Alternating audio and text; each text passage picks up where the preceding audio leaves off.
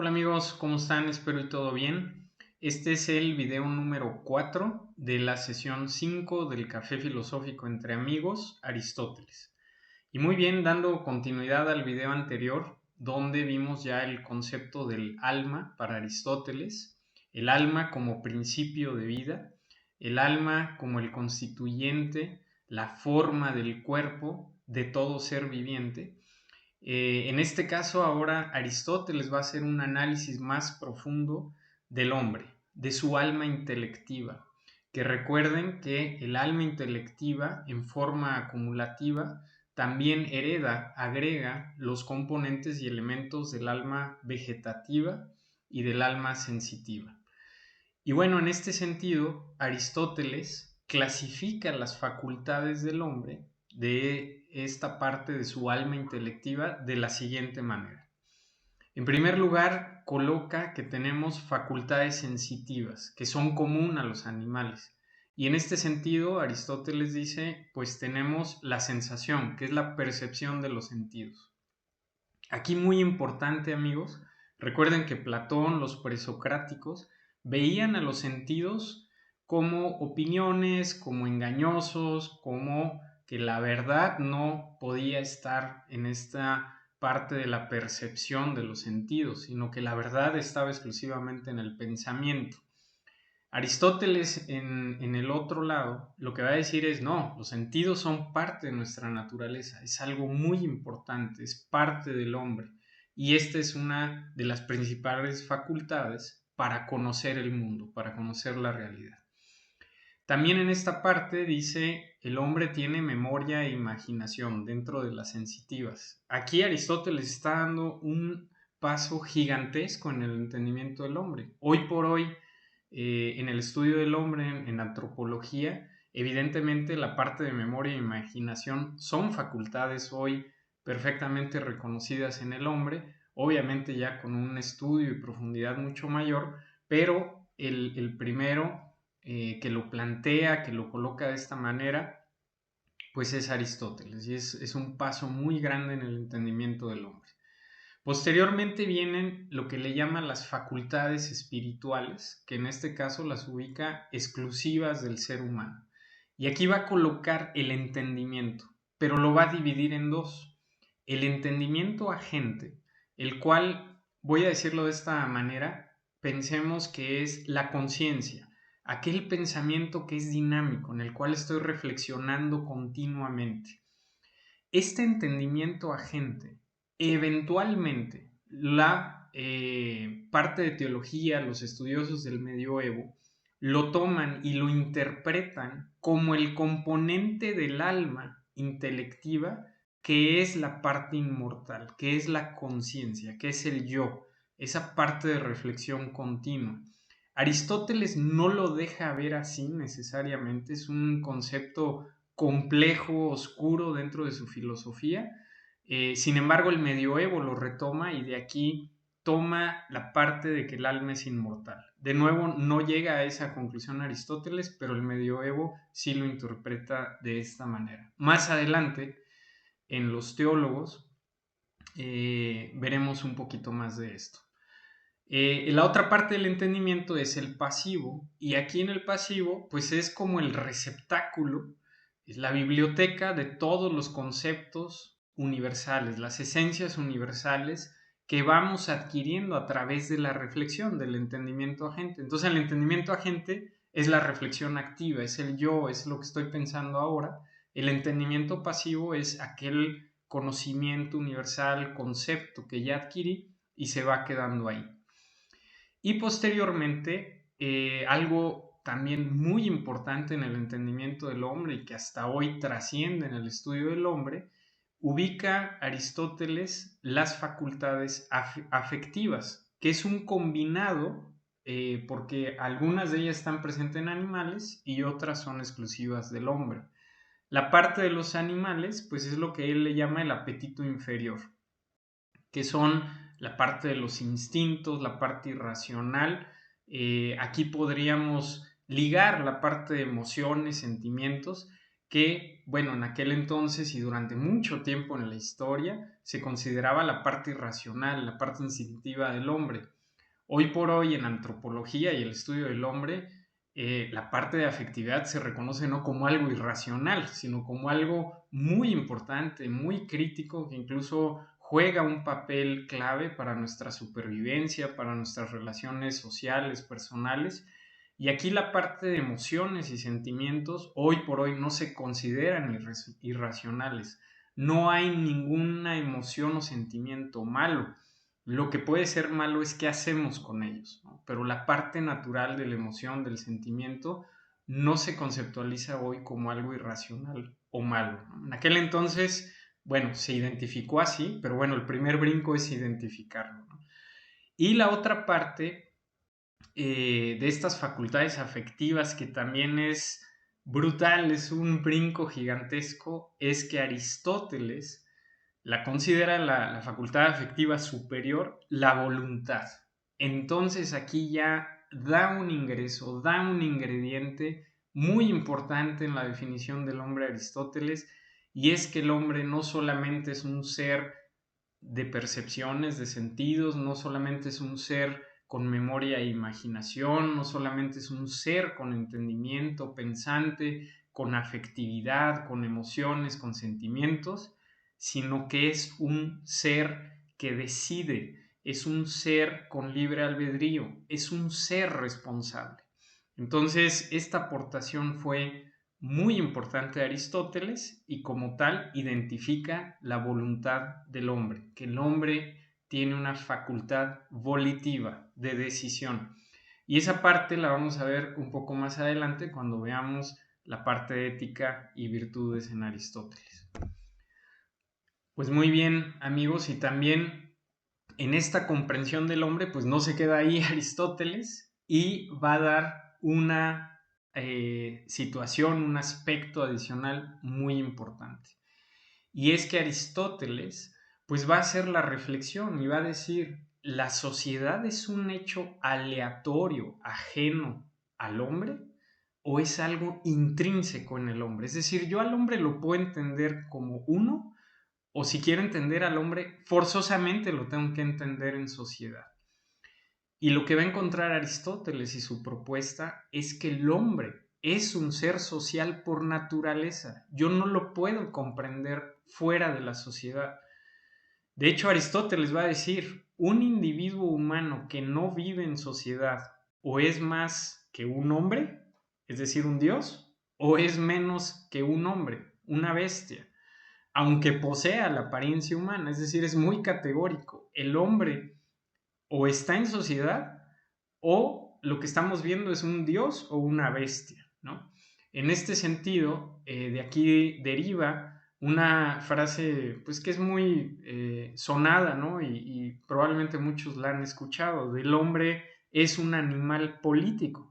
Pero político no se refiere a la política de hoy, no es un hombre que va y vota por algún partido político, sino lo que se refiere es a la polis, a la sociedad. El hombre es un ser social, el hombre es un animal político, un animal social. Y en esta condición, Aristóteles lo que nos va a decir es que esta parte social no solamente es por un tema de supervivencia, no solamente es por tener bienes materiales, alimento, vivienda, autoconservación, sino que principalmente lo que se refiere a Aristóteles es que la vida en sociedad nos da los bienes morales, es decir, la sociedad nos da una vida verdaderamente humana.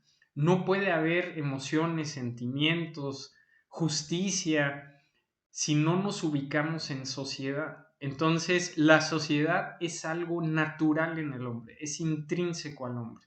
Entonces, pues siguiendo todas estas definiciones, el hombre, pues como ya vimos, es un ser que tiene percepción de sentidos, imagina, es un ser que entiende, racional, es un ser que tiene emociones, es un ser que tiene voluntad, es responsable de sus actos, pero aparte es un ser social. Entonces, todo este redondeo y definición amplia del hombre hoy por hoy es la base de antropología, de la concepción hoy del hombre. De nuevo, ya todos estos conceptos hoy están mucho más estudiados, más profundizados, pero las bases del entendimiento del hombre como lo entendemos hoy, proviene de Aristóteles. Y bueno, como lo había comentado al final del video anterior, todas estas concepciones del hombre, aunadas a las de Platón, dan pauta a la concepción del hombre, no solo en un aspecto científico, antropológico, filosófico, sino también teológico. Y aquí les quiero comentar cómo deriva esta influencia tanto de Platón como de Aristóteles. Entonces, ¿qué parte de la filosofía platónica hereda el cristianismo? Es el concepto del alma inmortal, ¿no? En la parte de inmortalidad del alma está presente en el cristianismo y, bueno, un poquito más adelante les voy a explicar el detalle, porque a diferencia de Platón, el cristianismo ubica el alma que sí fue creada. Platón la ubica como un alma que siempre ha existido. Entonces, el cristianismo no hereda exactamente el alma de Platón. ¿Por qué? Porque Platón la ubica eterna y el cristianismo sí tuvo un punto de creación, que fue en el momento de nuestro nacimiento. Pero lo que sí hereda de Platón es que una vez que fue creada, el alma es inmortal. Como ya vimos, el extremo de la concepción del hombre de Platón pues es el espiritualismo, ¿no? Donde el hombre se reduce solamente a su alma, su espíritu, su conciencia, ¿sí? Pero para efectos del cristianismo, el concepto de alma inmortal deriva de Platón. Y de Aristóteles, con su concepción del hilemorfismo, donde el alma hace al cuerpo vivo, donde el ser viviente es una unidad sustancial de alma, forma y cuerpo materia, y donde sin la una o la otra, el ser viviente, el hombre no existe. Y recordando que el alma, que proviene del latín anima, aliento, es lo que le da la vida al ser viviente, es el principio de la vida. Pero también Aristóteles, con todo esto que vimos, ubica al hombre como un ser animal, racional y político, ¿no? Social. Vimos ya todas estas facultades que nos aporta la comprensión del hombre aristotélico, incluyendo el principio de que somos seres de decisión, somos seres de voluntad, de libre albedrío y responsabilidad de nuestros actos. Posteriormente veremos un poco más adelante el fin que le ubica al hombre Aristóteles, cuál es el propósito que para él es la felicidad, ¿no? Pero eso lo veremos un poquito más adelante. Y bueno, de esta comprensión del hombre, el cristianismo se ve influenciado por este concepto de unidad sustancial, de que somos alma y cuerpo, que no podemos separarnos. Y también se influye en el hecho de que el hombre es un ser social y es un ser responsable de sus actos. Esto tiene un impacto muy importante porque siempre ha salido, por ejemplo, la pregunta, ¿no? Oye, ¿por qué hay mal en el mundo? ¿Por qué Dios permite mal en el mundo? Siendo que Dios es un acto de amor, es bueno, etcétera, ¿no?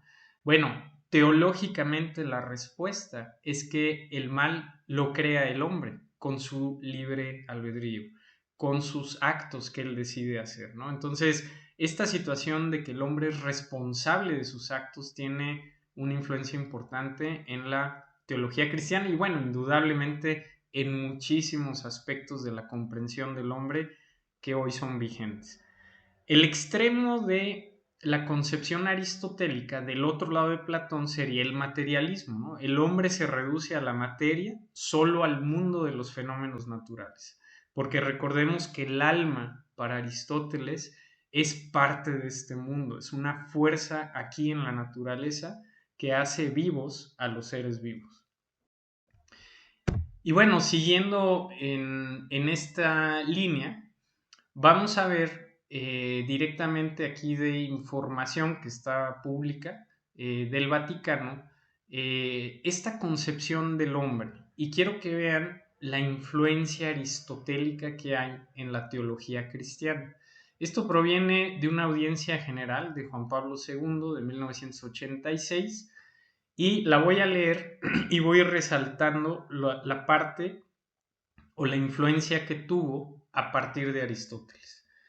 Y dice así, las fuentes bíblicas autorizan a ver el hombre como unidad personal y al mismo tiempo como dualidad de alma y cuerpo. Ahí ya vemos presente esta concepción aristotélica.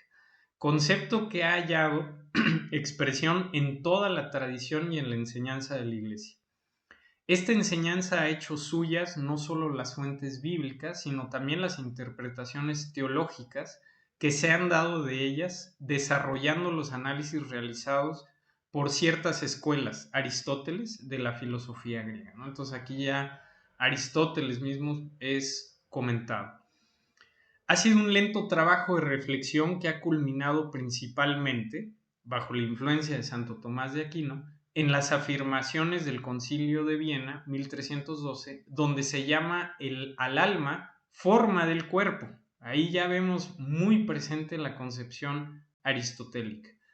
La forma, como factor que determina la sustancia de ser hombre, vean los términos sustancia, forma, etc., es de naturaleza espiritual. Acuérdense que aquí, a diferencia de Aristóteles, me parece por eso aquí hacen la acotación, a diferencia de Aristóteles, el alma es de naturaleza espiritual, no es de naturaleza biológica. Entonces, heredan el concepto alma y cuerpo, unidad sustancial, pero a diferencia de Aristóteles y similar a Platón, el alma es de naturaleza espiritual. Entonces, por eso la concepción del hombre cristiano es una mezcla en este contenido de Platón y Aristóteles. Y dicha forma espiritual, el alma es inmortal. Entonces, tal cual ahí vemos la presencia de Platón. Es lo que recordó más tarde el Concilio Lateranense, 1513, el alma es inmortal, diversamente del cuerpo que está sometido a la muerte. La escuela tomista de Santo Tomás de Aquino subraya al mismo tiempo que, en virtud de la unión sustancial de cuerpo y del alma, otra vez vemos ahí este concepto del hilemorfismo de Aristóteles, esta última, incluso después de la muerte, no cesa de aspirar a unirse al cuerpo, lo que haya confirmación en la verdad revelada sobre la resurrección del cuerpo. Entonces, aquí lo que vemos es el hombre es esta unión sustancial alma y cuerpo. El hombre no lo puedo concebir sin el cuerpo o sin el alma.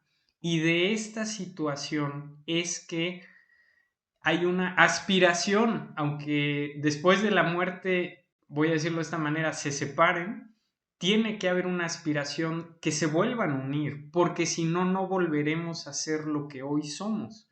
Y en este sentido es donde teológicamente vemos el aspecto de la resurrección del cuerpo al final de los tiempos. Es decir, nuestro cuerpo, nuestra materia, tiene que volver a formarse y hacer esta unión sustancial con nuestra alma al final de los tiempos para volver a ser nosotros. Entonces, también aquí del Catecismo de la Iglesia Católica, directamente de la información pública del Vaticano, vemos esto. La unidad del alma y del cuerpo es tan profunda que se debe considerar al alma como la forma del cuerpo, ¿no? Ahí vemos otra vez. Es decir, gracias al alma espiritual, la materia que integra el cuerpo es un cuerpo humano y viviente. Vean otra vez la esencia de la definición aristotélica. El alma es lo que hace al cuerpo humano y lo hace viviente. En el hombre, el espíritu y la materia no son dos naturalezas unidas, sino que su unión constituye una única naturaleza. Esta es la parte muy importante, amigos. Nosotros como seres humanos no somos alma separada del cuerpo, somos una única naturaleza, es la unidad sustancial que nos habla Aristóteles. La Iglesia enseña que cada alma espiritual es directamente creada por Dios no es producida por los padres y es inmortal. No perece cuando se separa del cuerpo en la muerte y se unirá de nuevo al cuerpo en la resurrección final. Entonces, muy importante, a diferencia de Aristóteles, el alma no es producto del universo. Es decir, en la teología cristiana, el alma no nos la dan nuestros padres, no nos la da toda la interacción biológica, físico-química en nuestro nacimiento. El alma es creada por Dios, el cuerpo es creado por nuestros padres. Y en el momento del nacimiento hay una unión sustancial que crea una única naturaleza, que es alma y cuerpo, que una parte vino de Dios y otra parte de la naturaleza de nuestros padres. Y la parte del alma es inmortal, la cual eventualmente después de la muerte se tendrá que volver a unir al cuerpo resucitado para volver a ser lo que somos hoy y seremos, de acuerdo a la teología, de esta forma ahora con una vida eterna. Pues muy bien, amigos, de esta manera lo que quiero llevarlos es que el comprender la fe y en este caso la teología cristiana sin la comprensión de Platón y Aristóteles sería una tarea muy difícil. Y vemos la influencia que hay de ellos y los grandes padres de la iglesia, los grandes teólogos, San Agustín, Santo Tomás de Aquino, hicieron todo este estudio de Platón y Aristóteles y lo vemos reflejado en la teología cristiana. Más adelante, en videos y ya de otros temas, durante el café filosófico, en la parte de padres de la iglesia, vamos a profundizar más en estos temas. Y bueno, por último, lo que quiero llevarlos y explicarles es todo este tema de Platón y Aristóteles también deriva en lo que hoy para algunos filósofos es el problema de la filosofía más importante, más vigente, y es el problema mente-cerebro. En este caso, el problema, otra vez con lo que hemos platicado, va a derivar en lo siguiente, y es si el hombre, incluyendo su conciencia, sus manifestaciones mentales, es 100% fenómenos de la naturaleza, todos son reacciones muy complejas, pero al final todo es parte de este mundo, como lo concebía Aristóteles, la posición materialista, o la pregunta es si tenemos algún componente especial, algún componente inmaterial, algún componente fuera de este mundo que nos hace seres especiales. Y en este sentido, al final de este video les voy a poner dentro de la lista de reproducción 2 videos, uno de ellos con la posición materialista y otro de ellos con la posición dualista, es decir, que no solamente somos materia y reacciones complejas, sino que tenemos un componente más. Entonces, la primera posición, que es la materialista, se las voy a presentar con el doctor Carlos Blanco. Es un filósofo actual, español, es doctor en filosofía y teología. Y aquí algo muy interesante. Carlos Blanco fue categorizado como niño prodigio, superdotado. Su IQ ronda de 145 a 160. El IQ normal o promedio va del 90 al 110. Ya después del 130 empieza a considerarse alguien ya superdotado. Bueno, él está en 145 a 160. Pero aquí lo interesante es los niños prodigios o superdotados normalmente se van a las ciencias duras, se van a las matemáticas, la química, la medicina. Y en este caso, algo muy interesante, el doctor Carlos Blanco se va hacia la filosofía y teología. Y bueno, ahí tiene el videos en internet, si tienen oportunidad de escuchar alguno, pero en alguno de ellos dice, cuando alguien habla con grandes científicos, físicos, matemáticos, siempre en todos hay inquietudes humanistas y filosóficas. Entonces él se enfocó a esto. Él ya tiene al día de hoy, a sus 31 años, más de 20 libros publicados y es profesor dedicado a las humanidades en Madrid, España. Y bueno, lo que va a argumentar Carlos Blanco y ahí les dejo el video en la lista de reproducción para que lo vean. Es una conferencia que da en Argentina. Pues es efectivamente que no puede haber algo inmaterial que toque lo material. Es decir, lo que va a argumentar Carlos Blanco es: no es posible que las manifestaciones del ser humano, lo que vemos en el ser humano, que todo es material, algo inmaterial mueva lo material, ¿no? Es el principal argumento de la posición materialista. Si nosotros tuviéramos un alma inmaterial, ¿cómo es posible que esa alma inmaterial toca las neuronas? Toca algo en nuestro cuerpo que nos hace vivir, nos hace movernos, nos hace reflexionar, nos hace ser nosotros. Entonces el argumento y la lógica es: algo inmaterial no puede tocar lo material, por lo tanto lo inmaterial no existe.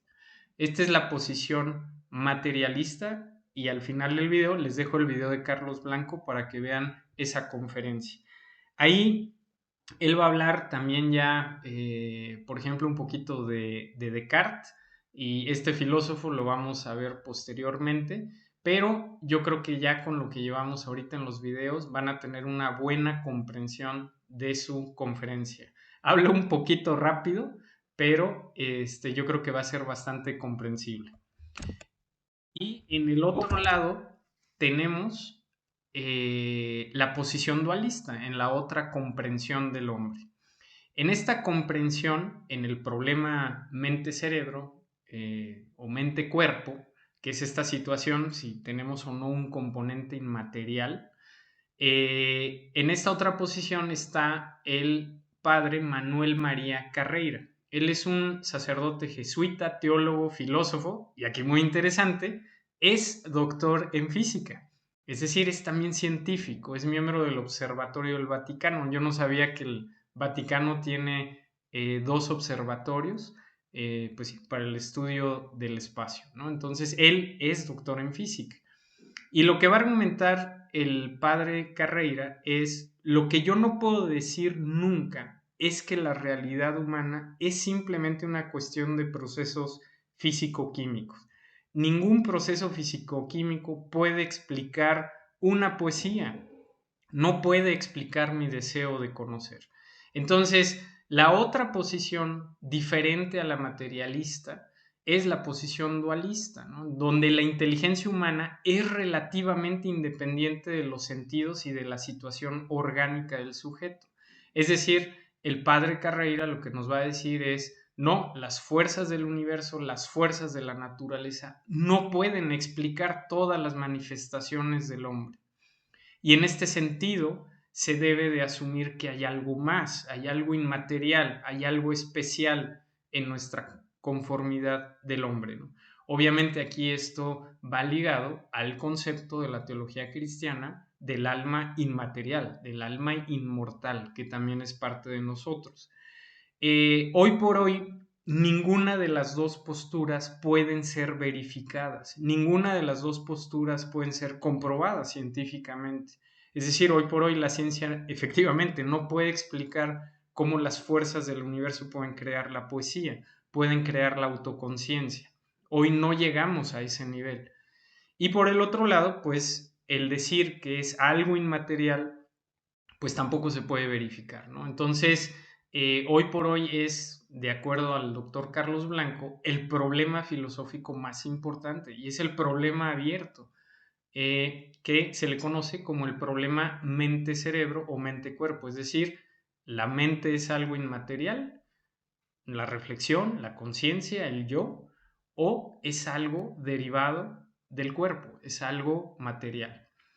Pues muy bien, amigos, con esto cerramos este video y continuaremos en un siguiente, ya propiamente en la parte de ética, política y lógica en Aristóteles. Muchas gracias, y recuerden al final de ver estos dos videos que les pongo aquí, que estarán en la lista de reproducción. Gracias, bye bye.